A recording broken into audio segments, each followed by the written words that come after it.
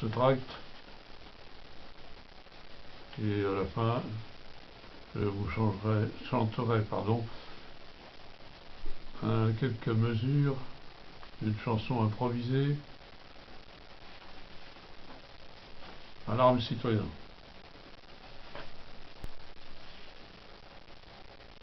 Parti psychologique de France.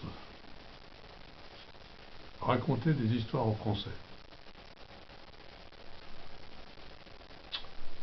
3 ans avant l'échéance, ils sont tous polarisés sur les élections présidentielles de 2017.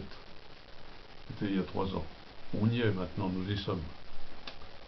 Les hommes et une femme politique sont déjà lancés dans une bagarre quasi hystérique.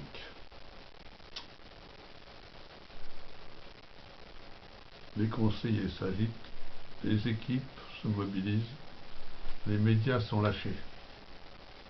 Oyez, braves gens, le cirque politico-médiatique va recommencer. Que vont-ils raconter? Que vont-ils raconter de nouveau aux électeurs pour les séduire une fois de plus? Des beaux discours, à n'en pas douter, de grandes envolées républicaines et des promesses insensées. Exemple,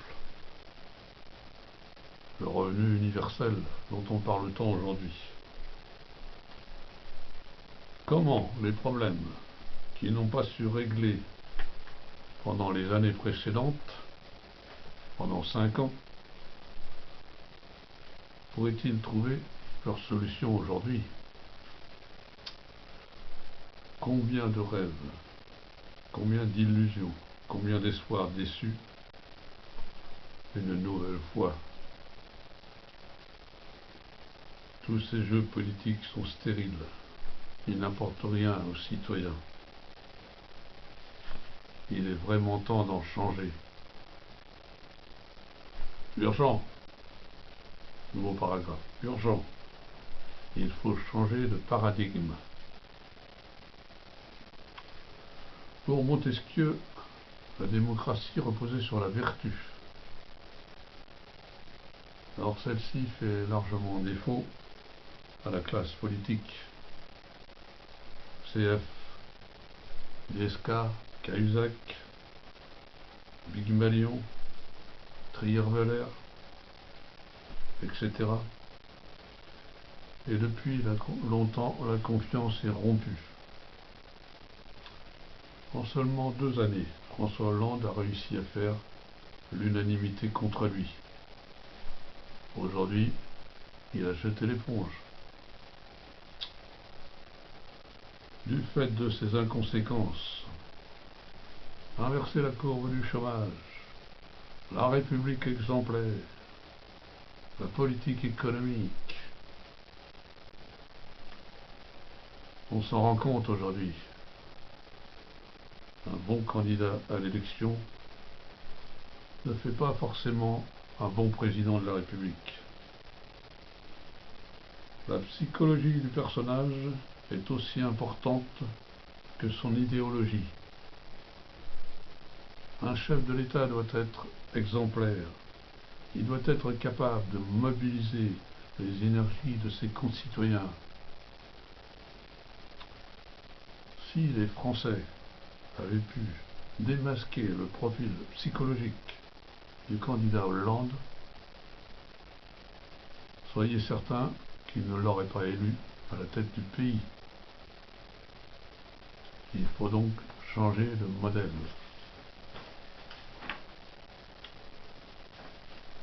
Nouveau paragraphe. Un nouveau modèle, psychologie et démocratie. Dans notre système, le pouvoir est confisqué. Le peuple n'est pas souverain, car les élites le tiennent à l'écart. Les Français sont infantilisés, alors qu'en Suisse, c'est tout le contraire. Nos voisins peuvent voter une foule de décisions grâce au référendum populaire. Sur 40 années, ils ont été consultés 453 fois par référendum. En France, à peine une vingtaine de fois. Il faut donc proposer d'autres méthodes.